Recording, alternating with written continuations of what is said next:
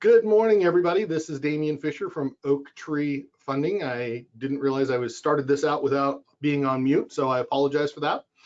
We appreciate the fact that you've given us a few moments of your time today, and hope that over the next 30 to 45 minutes, that maybe even up to an hour, that we can provide you with a few things that might help you in this current market we're in. Because without a doubt, it's a very challenging market. Certainly one of the most challenging we've seen in a good 10 years or so or more.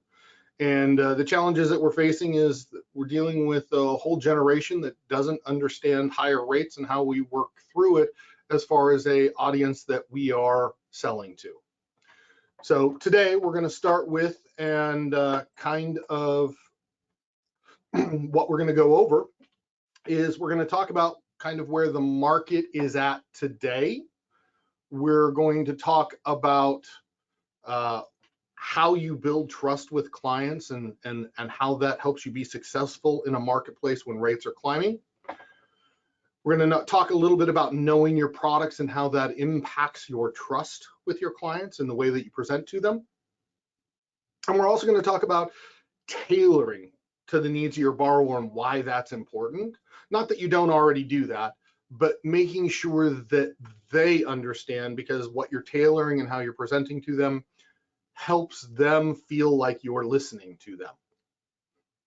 Most importantly, we're going to come to at the midway mark in the presentation to the tail end. We're going to talk about understanding how your clients make decisions and how that impacts how you present to them and help them own the decision because you've guided them to that.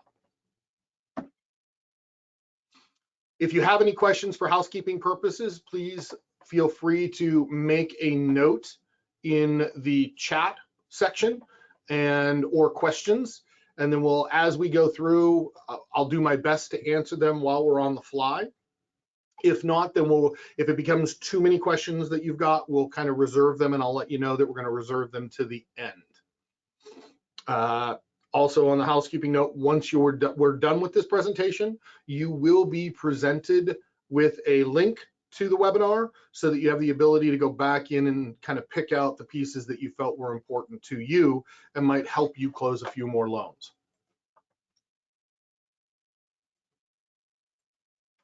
Oops, sorry about that. Okay.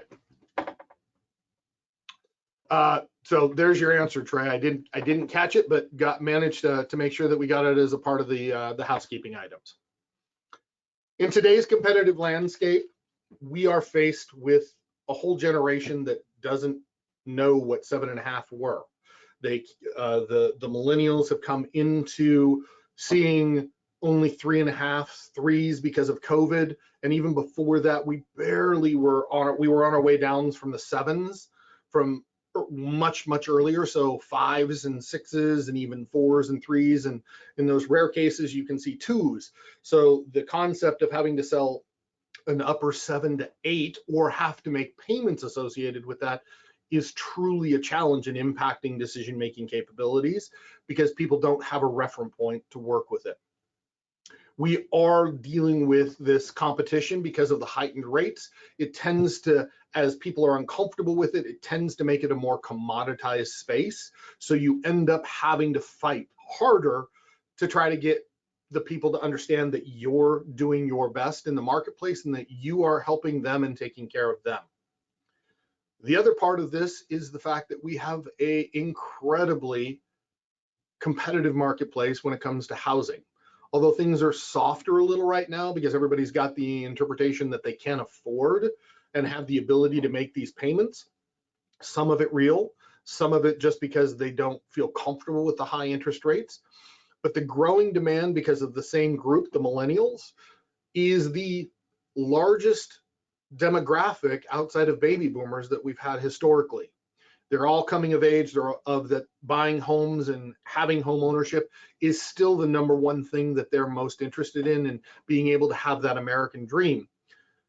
But with the higher interest rates, many of them have backed out because they think they can't afford or don't understand how right now is the better time to buy, because housing is an investment. It's a forced savings plan, if you will, in its own way, that allows people to continue to accumulate wealth and gives them the opportunity to have a place they call their own.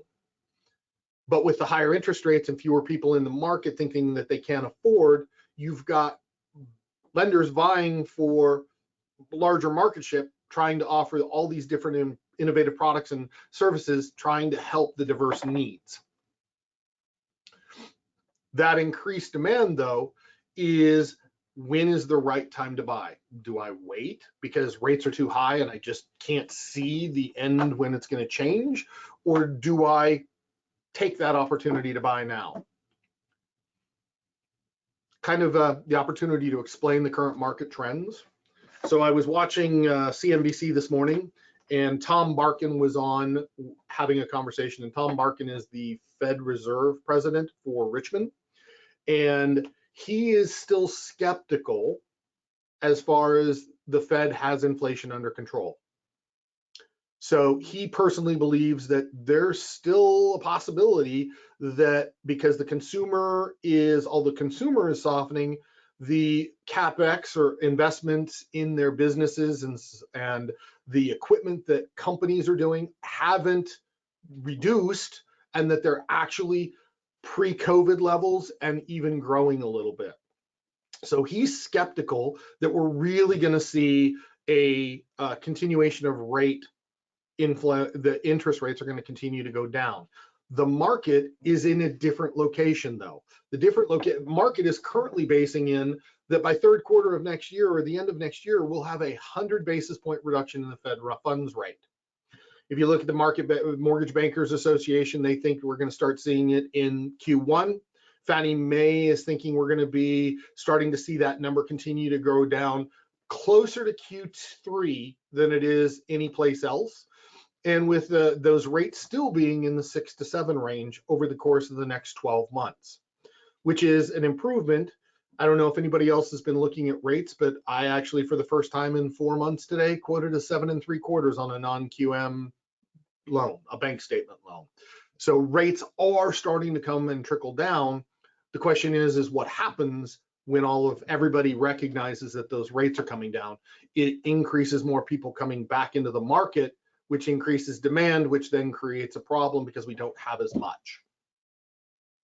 So knowing what's happening in the market and the fact that the trends that we're facing are changing, and it does appear that we're going to see a softening in interest rates, which increases demand, which increases the demand on the homes that are out there, and we've still got a supply issue because all of the baby boomers are out there are not quite ready to downsize because they've got these 2% and 3% interest rates. So that's been jamming up, and the builders can't build fast enough to have enough supply to equalize that.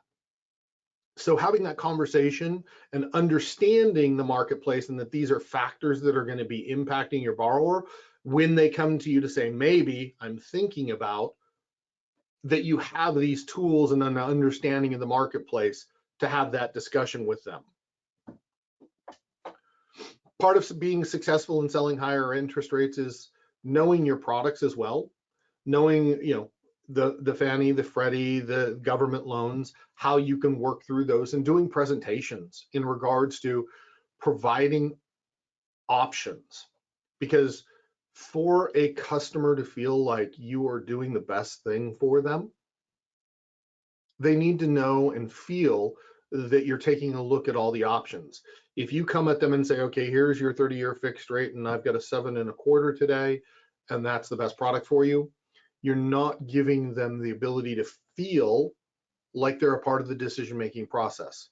So the more you can offer them, even if you know that the answer is this is not the right product, say for an example, an FHA, it doesn't fit, we don't want the MI, we don't want the extra components that go with that product. Honestly, even a non-QM, because of the highest rates, may not be the best option.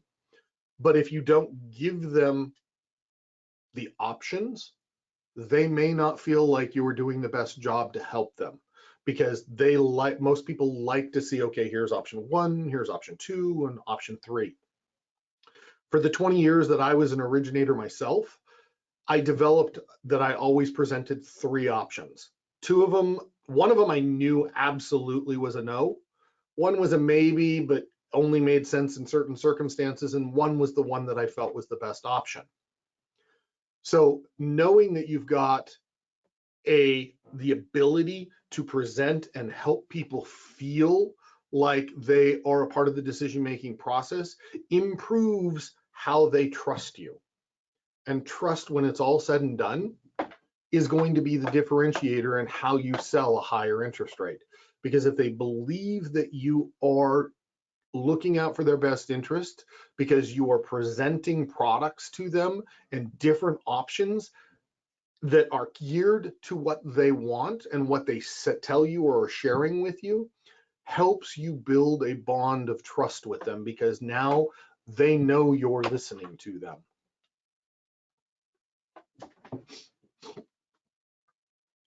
Taking it a little further and digging into how trust is a key to success. When it comes to real estate, it's a very complicated transaction. There's lots of intricacies and financial commitments and vestings and documentation and how we go through packaging up a loan. Because of that, that's why trust is important, along with understanding that you've brought the borrower into the decision-making process, not just the needs. They have to provide that documentation to us so that we have the ability to make the risk assessment that they are a good borrower, that they've shown the ability to repay, that they have a pattern of consistency in making payments. It's also important if you've got a long-term relationship. Today's customer should be next year's customer and the year after that. And eventually, if you've done a good job of staying in contact with them, they're kids. So that you've got generational opportunities based upon just taking the time to connect with the borrower, not looking at them like a transaction, and making them, again, key word here, we're coming back to, feel like you care about them. That is the key component when trying to sell higher interest rates and building trust. You also have to promote open and transparent communication. They have to feel like they're getting back to, that you're getting back to them. They also have to feel like you're presenting to them and the whys associated with why this is an option versus that one, why this one is potentially better versus that one. And if you want to, taking the time to turn the obvious statements you would make into a question for the borrowers to take the time to own the solution themselves. The more you bring them into the conversation, the more that you help them understand the options that are being presented to them, the more they own the decision that's associated with getting to why you're going to be taking potentially a product that may have a higher rate, but gives them more purchasing power today that they can correct later on when rates come down. Great ways to build trust over time is kind of what we were already talking about. Being honest, being open, making sure that you're having things that reverberate with them, that you're sharing back with them what they've shared with you. That helps them understand that you have their best interest in and that you are truly listening. Knowing about market trends that we kind of talked about at the beginning, showing them that, yeah, it's probably going to be 9 months, maybe a year before we really start seeing any kind of significant rate reduction, but helping them understand that that's only potentially 7 payments that they're going to have to make, maybe 8, but giving them a real tangible end line that they can see where their life will get better today, and then it'll get better tomorrow as well when they've made the decision, knowing that they can refinance down the road. Being consistent, answering within, trying to get back to them same day at a minimum when they've reached out to you. Educating about the process. So when you're going through the loan process, not just telling them where they're at now, but letting them know what's coming next so that they have an understanding. And that today we're going to talk about this. Once you've made a decision, about the rate and the program that you're interested in. Let's talk about what's going to happen next. Where's this black hole that exists from the client's perspective? As far as when we've submitted all this documentation, you've asked me all these questions, and then what are we going to do while we sit for the next 2 weeks, while we wait for the appraisal come in, while we wait for title, the challenges that each of those represent, so that you're actually pre-handling objections or challenges by letting them know what's coming down the pipeline. This helps build you out as a professional and builds their trust in you, because it appears, and it should be, that you are in control of the situation as it's moving through the process, and that they can anticipate what's coming next. I personally am always one that likes to use stories about how we've helped other clients. That's great. An example would be, that is exactly why clients come to me. I just recently had a client that had this issue. We had multiple sources of income, and we weren't sure we could use them in a non-traditional way, because we had W-2, we had 1099, it was all from the same employer. Well, how do we do that? We utilize the way to package that together in the non-QM space so that they can qualify for the house that they really want to purchase. But here's another option. Here's an option of just going conforming. We can only use the W-2 income, and we won't be able to use the extra 1099. It'll allow you to buy less house, and it will allow them to buy less house, but now we've got this extra income and you can buy more house. But there's a trade-off that goes with that. So helping them understand and explain through stories of other loans that you've closed that match their situation. By telling stories, we help them internalize it, because now they can see that it's very similar to their own situation. And if it's similar to their own situation, you have the skill set as the expert that will help them move through their unique file that is different or has challenges, or quite honestly is just as easy as it can be. Trust is built gradually and through consistency and a genuine representation, so that they can tangibly feel that you have a commitment in their best interest. The more you do that, the easier it will be when you come down to the time that you have to talk about what are the payments, because they'll recognize that you already have a solution that says, okay, I know that this payment is a little bit high, and that it's going to feel like it's a lot today. That $1,800 is probably going to push your budget a little bit for the next 9 to 12 months until rates come down. But helping them identify that based on market trends, we're going to be able to take you, and if a 1-point reduction in rate comes around like we anticipate by the end of next year, this is how much it's going to save you. But by buying it today, you will have it tomorrow, so that you can experience this reduction in payment. And again, walking them through the process so that they understand where we are today is going to be fixed by you, the expert, a year or 9 months down the road, as soon as the marketplace changes for us. And they won't have to compete with everybody that's going to be coming back into the marketplace as soon as the rates go lower.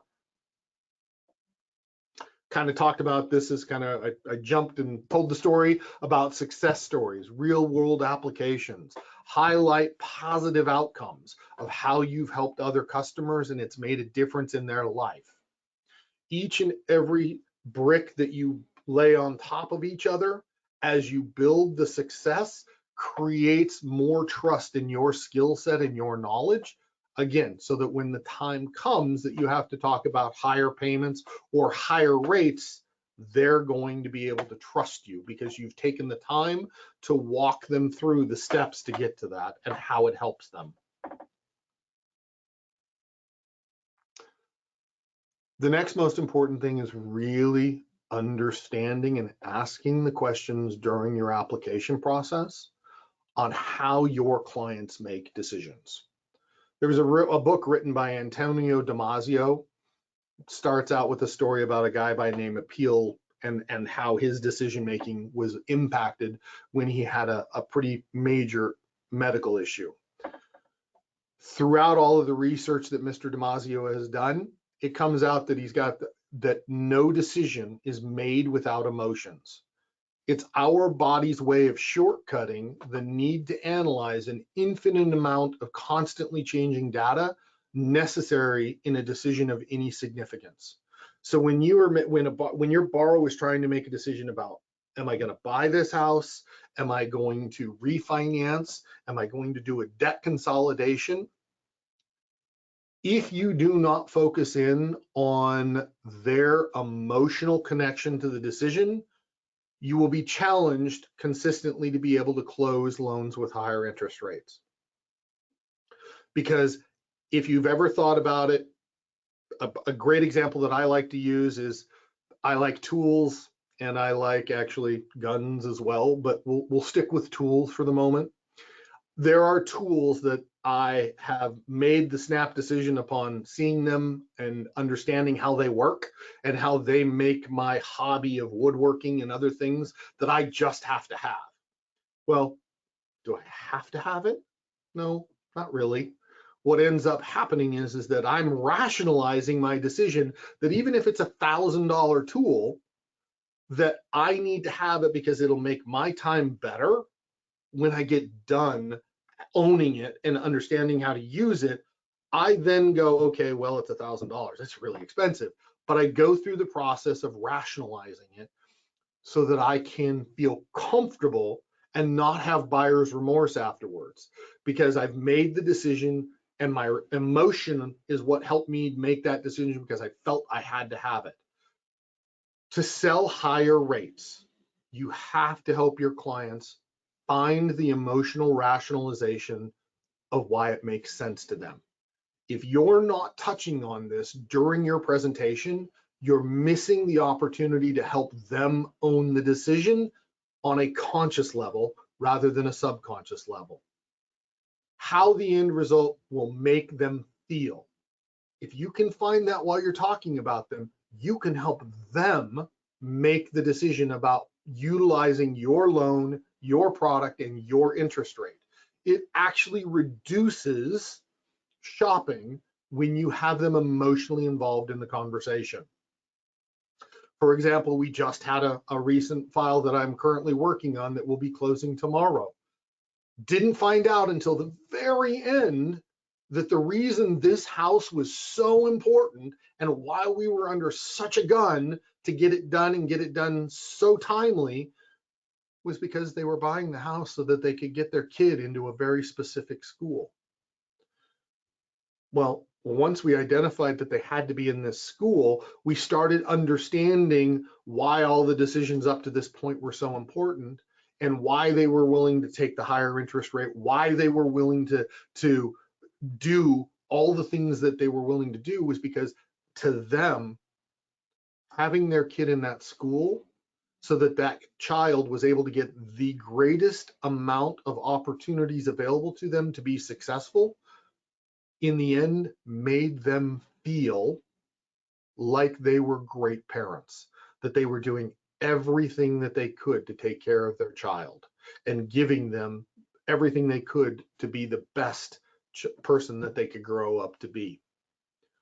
On the same token, when you're trying to sell a higher interest rate for a cash out refinance right now that seem like, in your rose-colored glasses, like nosebleed level interest rates, the reality is that if you've got the emotional connection, they're not nosebleed to the borrower. So you've got to be careful about your rose-colored glasses impacting the borrower's decision and why it makes sense to them. You have to step outside and provide them with the information and help them identify the emotional connection to it. Because, for example, if they're saving, we'll pick a very small number. I've seen $1,000, $1,200, $1,800 savings by doing a cash out refinance, even at 9% or 9.5% interest rates, just simply because 9.5% is less expensive than a 24% credit card. But when you get them, not because they're saving all this money, which is a great explanation to give them, but if you help them identify with the fact that how's it going to feel at the end of the month when you've got your last paycheck of the month and you don't have to make a decision which bill's not going to get paid this month or which bill I'm not moving forward or paying a little bit extra, but besides the minimum. By doing this refinance, we're saving you $300 today. But what we're really solving is giving you peace of mind to know that you're not going to have to make that decision every single month of what gets paid and what doesn't. I want everybody to think about that for a second. You really need to slow them down and get them to connect with that emotional decision at the end of why and how they're going to feel once the transaction is done. If you can bring them into line with that and help them understand and slow down enough to actually feel that decision and know that how that feels will help them rationalize the fact that they've got a 9.5 or a 10, even an 11% interest rate. Because now all of a sudden you'll hear the talking that goes inside their head will be, well, yeah, it's an 11% interest rate, but you know what? It's not 24, or it's not 18, or, if it really sinks in, they'll get the idea that I'm not having to make this decision at the end of every month. And that will make me feel better because I'm not exhausted by having to make that decision. From someone who's living paycheck to paycheck, and I've done it in my own life. I know how tiring that is when you're in a position that you've got to make that decision of what gets paid and what doesn't, or how much what's going to get paid. Don't focus on specifically the what when helping them through this process. That is the what's the interest rate? What's the loan amount? What's the payment? Focus on how, when the decision is made and they're in that future state, that they understand how they're going to feel. If you can help them get to that point, the rate will not be the issue. Because once you've identified, the emotional driver, and you remind them gently throughout the sales cycle, because you identified it at the beginning while you were probing and asking questions and doing your interview, as you remind them throughout the whole process, they'll be just mildly reminded that the end result is where we're trying to get to, and they will be able to take the higher payment today associated with the higher rate, knowing that you have already come up with a solution at the end that 9 months to a year, we're going to refinance you. This will help you overcome the higher rate cycle. In addition to that, some of the obvious facts that we all need to talk about is clear, concise communication. Don't make them have to guess about where you're going or what you're doing. You've got to emphasize that you're going to communicate to them and they need to communicate and share with you. I used to joke around when I took an application, and that what I used to say is, I'm not your priest, I'm not your confidant, and I'm not going to make a judgment, but please don't make any financial or credit decisions without having a conversation with me or letting me know what's going on so that I can do my best job to help you. Because it's the things that we don't know about that come up and bite us later on in this transaction. So please, is there anything that we need to talk about that we haven't done yet?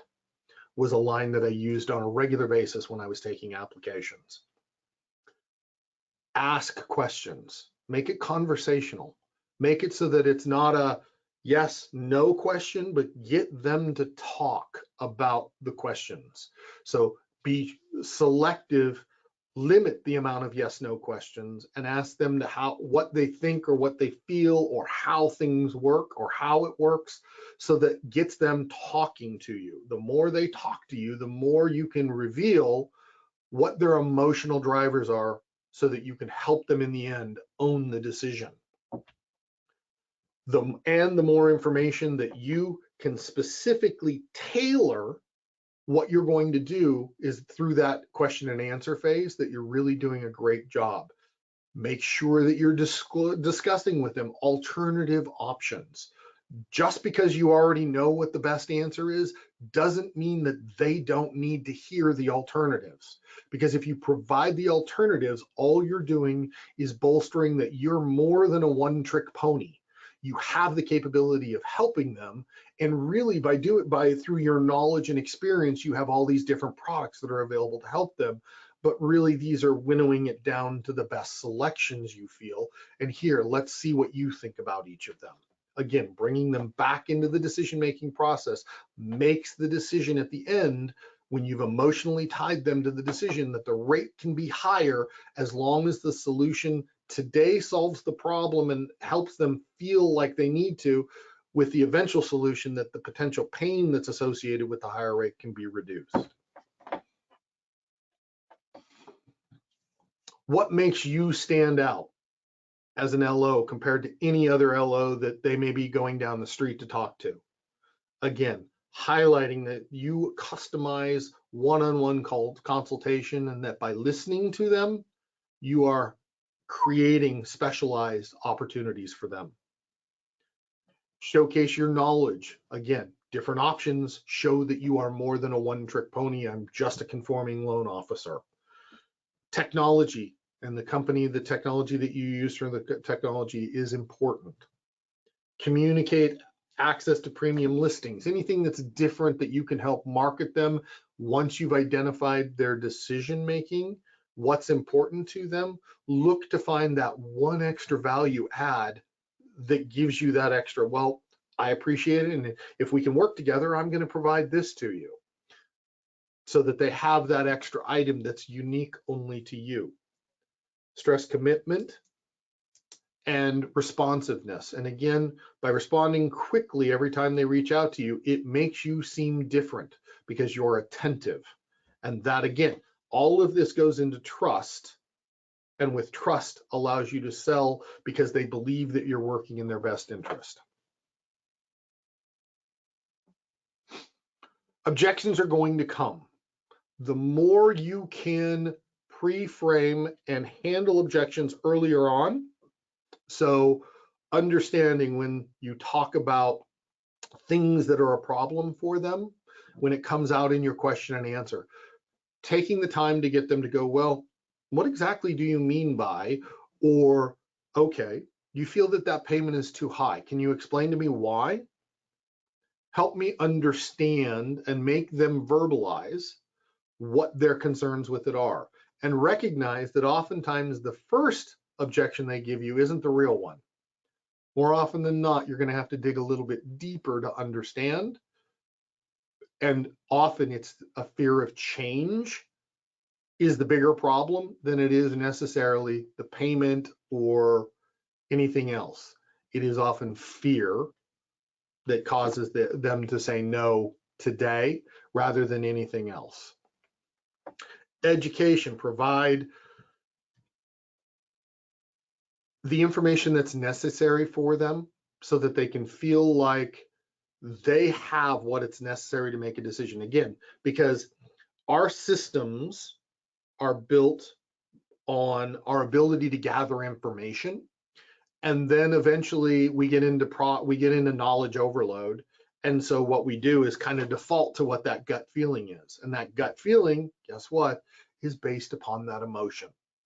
So the more that you address both components of the decision-making process, the gathering of the information that's necessary to make a good, sound, rational decision, or at least so we think, and then also how that emotional component is tied into that sound rationalization of the decision that we've made or are considering making. Understand and remind them of how they're going to feel when the transaction is done.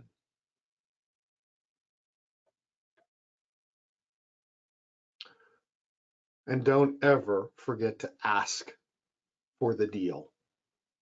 Always, always ask them about how they feel about the solution first, and then move it over to, now that we've discussed how you feel about it, What would you like to do for the next steps? How can I close this? Would you like to move forward? But if you don't ask for the business, you won't always get it. But you increase your opportunity by doing the very basic, simple question of, after you've explained everything, you've walked them through the whole process, you've had the conversation about how they feel about the interest rates or they feel about the payments, and you've had a conversation about how they're going to feel with the end result. What is it that's driving them to make the decision? Ask for the business. Stress the significance of confidence and expertise in your skill set and your ability to answer them. Again, it all comes back to trust and showing them that you're the expert and that you are presenting these options to them with their best interest at heart, so that they know that you're not just a salesman, that you are truly trying to craft a solution that matches their needs, even if that means today the interest rate is higher.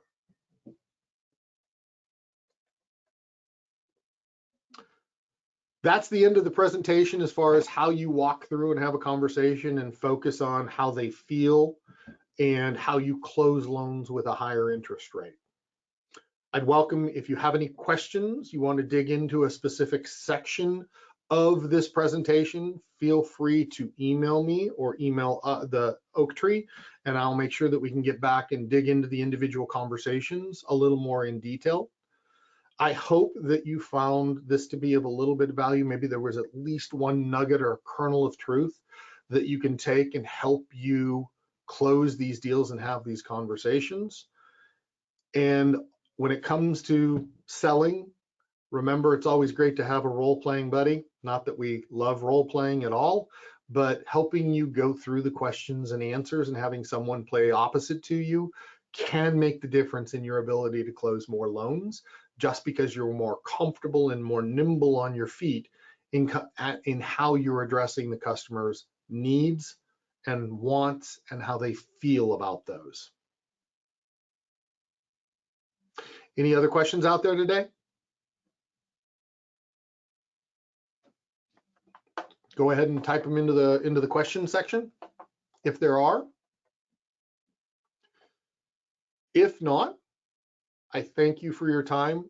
Oaktree thanks you for your time, and we appreciate the opportunity and look forward and hope that we have the opportunity to earn your business in the future if we're not already doing business.